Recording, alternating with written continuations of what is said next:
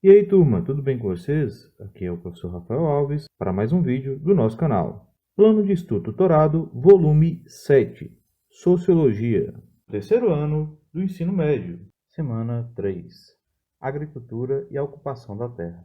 Para a nossa semana 3 do PET 7, refletiremos sobre a agricultura, essa atividade tão importante e tão fundamental para a vida de todas as pessoas. E aqui colocando que, independente da classe, gênero, cor ou etnia, a questão da alimentação e dos outros recursos derivados da agricultura são fundamentais para a nossa sociedade. A agricultura é uma atividade milenar e mudou a organização social lá na pré-história, sendo a pré-história dividida no período paleolítico e neolítico. O que caracterizou o período paleolítico foi o nomadismo dos seres humanos, ou seja, quando os recursos em um ambiente acabavam, as pessoas se mudavam para sobreviver em outro lugar. Já o período neolítico se caracteriza pelo sedentarismo, ou seja, fixação à terra, dominação de técnicas da agricultura e pela domesticação de animais por esses grupos. Assim, conclui que a agricultura foi e ainda é capaz de transformar nossa organização social, cultural e econômica. Então, dentro dessa reflexão, nesses últimos 10 mil anos, a agricultura mudou a forma com que as pessoas se relacionam e ocupam a terra. Mas esse processo não foi similar em todos os lugares do mundo. Cada país tem sua especificidade, e aqui no Brasil, desde quando o território foi invadido por europeus, a concentração de terra é um traço marcante em nossa sociedade, seja por meio de capitanias hereditárias, sesmarias ou até os dias de hoje, quando a gente fala aí de grandes fazendas nas mãos de poucas famílias. E aqui nós temos que refletir que antes dessa colonização do Brasil, antes do Brasil ser Brasil, os povos indígenas já tinham desenvolvido técnicas para cultivos de mandioca, batata e entre outros produtos para subsistência, ou seja, plantavam para o próprio consumo, respeitando a natureza, o que a gente já refletiu aqui na primeira semana do PET 7.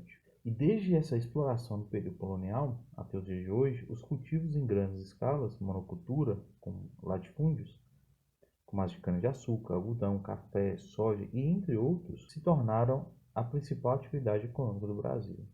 Em outras palavras, nosso país se tornou um dos maiores exportadores de commodities do mundo. E esse termo, em inglês, é utilizado exatamente para definir a exportação de matéria-prima, produto com baixo valor agregado. Ainda no século XX, por exemplo, no contexto do pós-Segunda Guerra Mundial, Europa destruída, Guerra Fria, fome em diversos países, a elite agrária no Brasil aceitou realizar uma nova forma de produção que é conhecida como a Revolução Verde.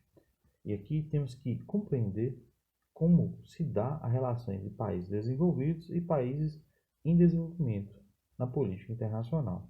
Um primeiro ponto aqui é não ir diretamente pela palavra. A Revolução Verde representou a mecanização do campo no Brasil e, como consequência, tivemos a migração em massa das pessoas do campo para a cidade, um aumento expressivo no uso de fertilizantes químicos e agrotóxicos e, como consequência, temos poluição dos rios e diminuição da biodiversidade e o risco à saúde de quem planta e quem consome os produtos, dando inclusive a continuidade da concentração de terra que acarreta em desigualdade social e o aumento do uso de sementes transgênicas, onde vamos aí refletir essas sementes, geneticamente modificadas, que têm seus efeitos colaterais no corpo humano, ainda desconhecidos, e como consequência temos aí a diminuição da biodiversidade, concentração da terra, expulsão do pequeno agricultor do campo e aumento do desemprego, e entre outros. Bem diferente aí que podemos imaginar quando falamos de Revolução Verde, né? Na realidade, vem com um grande impacto ao meio ambiente, a relação socioambiental, que traz aqui um ponto para a gente entender quais os impactos dessa Revolução Verde. Temos aí na imagem na tela um ciclo construtivo da agroecologia, uma forma mais sustentável, que traz a harmonia da relação da produção com a relação da preservação do meio ambiente. E assim dá a base do sustento do necessário para a população e ao mesmo tempo também provoca aí, provoca aí um combate à desigualdade social. Então, quando a gente fala de agroecologia, a gente tem que refletir vários fatores por trás, fatores sociais, fatores econômicos e fatores ambientais aqui em questão.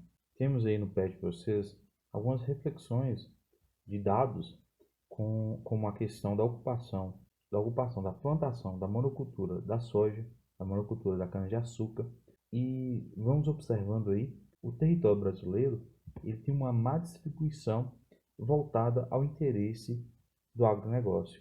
E aí a gente vai perceber como é gigante a produção do agronegócio no país. Só essas duas monoculturas aqui citadas, da soja e da cana-de-açúcar, ocuparia aí um equivalente 10 vezes maior o tamanho do estado do Rio de Janeiro. E aí a gente vai percebendo como nós temos aí uma má distribuição e ao mesmo tempo o interesse apenas de grupos dominantes. Inclusive, com a flexibilização das leis de uso de agrotóxicos aqui no Brasil, desde lá da Revolução Verde, mas que nesses últimos anos, né, nesses últimos 2 anos, começou a liberar muito mais produtos voltado aí, né, esses fertilizantes, voltado aí, esses agrotóxicos, né, na utilização da produção, a gente vai perceber também consequências.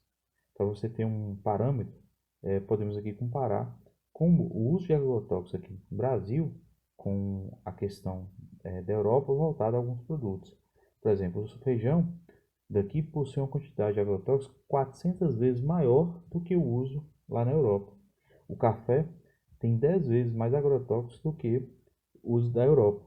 E a soja daqui também tem 200 vezes mais agrotóxicos do que a de lá, né? Da Europa. Então, são exemplos aqui para a gente entender o quanto o brasileiro consome de agrotóxicos. Inclusive, o Brasil foi considerado o país do agronegócio no mundo a partir de 2008. Algo bastante triste, né? Para a gente refletir aí as consequências de tudo isso.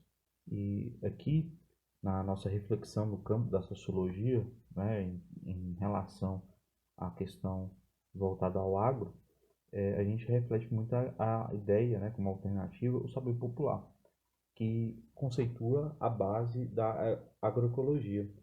E quando a gente fala dessa questão da agroecologia, nós estamos abrangendo saberes científicos com populares e tradicionais. E aqui é uma forma de cultivo, né, que envolve cultivar vegetais de maneira que respeite o tempo da natureza, os seus recursos naturais, ou seja, o tipo de agricultura sustentável em questão. E, além disso, esse tipo de manejo defende a volta de maneiras de cultivo anteriores ou ao uso de agrotóxicos, né? De agrotóxicos e de outras práticas promovidas nessa Revolução Verde.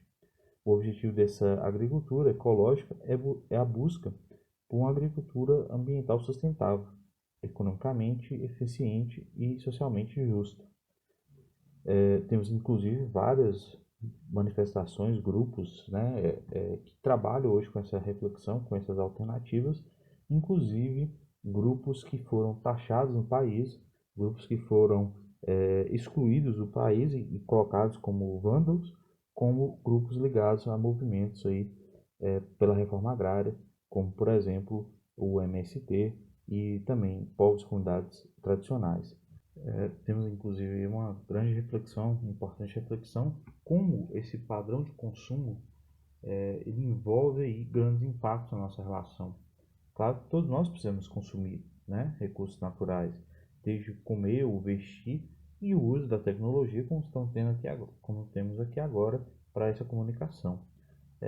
Mas também temos que refletir, né, que essas questões do consumo e os interesses políticos e também aspectos sociais, econômicos e culturais por trás, colocando inclusive uma reflexão aqui dado a partir dessa ideia do padrão de consumo do país, né? O Brasil, por exemplo, pelo consumo que a gente tem de recursos, dos recursos naturais, era necessário ter um planeta, o planeta, era necessário ter mais de um planeta, né? Um pouco mais do planeta, para poder sustentar a população brasileira. Se você pega, por exemplo, no caso dos Estados Unidos, precisaria de 5,33 planetas para sustentar o consumo americano.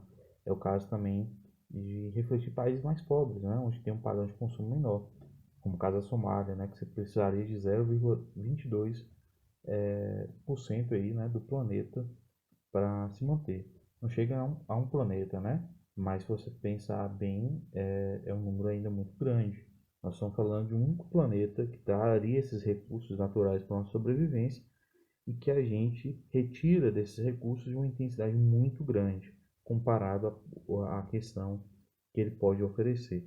E então por isso a gente vai observando ainda cada vez mais números de aumento do desmatamento, um aumento aí, né, de extinções de animais, ou até mesmo refletir a própria pandemia que nós estamos vivendo e os impactos que foram causados por toda essa extração de minérios, né, recursos naturais do planeta. Atividades da semana 3. Segue para vocês o modelo de gabarito como de costume. Questão 1. UNDESC 2017. O processo de modernização agrícola com os avanços da energia a vapor, da mecânica, da genética vegetal, dos descobrimentos da química agrícola, tem continuidade em âmbito mundial nos setores agrários capitalizados.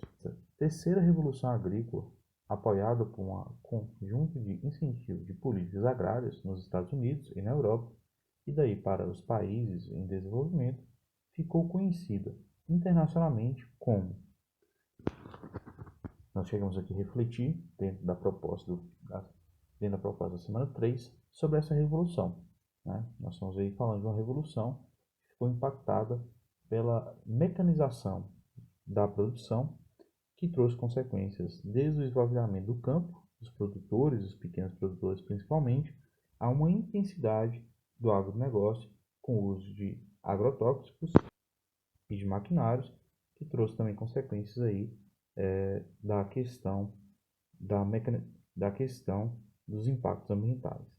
Então, lembrei que nós trabalhamos um texto para responder essa questão aí, que segue, está bastante fácil de responder. Questão 2. Marque com V, verdadeiro, ou F, falso. As alternativas abaixo e assinale a alternativa que corresponde à sequência correta. Primeira afirmativa. A agroecologia é um tipo de saber científico que desconsidera o saber popular e tradicional, uma vez que esses saberes não têm embasamento teórico e sustentável. Então nós estamos aqui com a alternativa que não faz coerente, né? Faz parte sim de um saber científico, mas junto com saberes populares tradicionais. Por isso ela se torna uma afirmação falsa, já que aqui desconsidera esses saberes populares e tradicionais. A Revolução Verde é o termo que designa o processo de mecanização do campo, o aumento expressivo no uso de fertilizantes químicos e agrotóxicos e diminuição da biodiversidade e concentração da terra, entre outros aspectos. Como a gente já tinha refletido um pouco da questão anterior e dentro do nosso trabalho, a gente tem aí um conceito da Revolução Verde coerente. Terceira afirmação. A agricultura, desde a pré-história, fez a diferença na formação de organização social, econômica e social, poderia seguir cultural, né, das pessoas, e essa organização foi similar em todas as partes do mundo. Essa afirmação 3, ela vem coerente até essa parte. Quando ela coloca similaridade em todas as partes do mundo, não foi bem assim. Por mais que em todos os lugares houve um processo, né, de mudança, mas não houve de fato uma forma geral, né? Não foi igual em todos os lugares, foi adaptado dentro das suas necessidades, dentro das suas realidades. Vamos lá então para a quarta. O agrotóxico, usado em larga escala desde a Revolução Verde, não mata apenas os insetos que comem o plantio, mas também polui rios, nascentes e o ar. Então aqui nós temos uma alternativa também coerente. Última afirmação. A concentração da terra é uma característica forte na formação histórica da sociedade brasileira e hoje é representada pelo latifúndio, fazendeiros e pelo agronegócio. Também é coerente. Então nós temos aí uma sequência de uma falsa, uma verdadeira, uma falsa, uma verdadeira e uma verdadeira. É isso aí. Em relação ao plano de estudo dourado, volume 7, peço a vocês que assistam outros vídeos do nosso canal, seguindo uma playlist com vídeos relacionados ao PET e outros vídeos aí voltados ao estudo de sociologia. Desde já, um muito obrigado e até a próxima!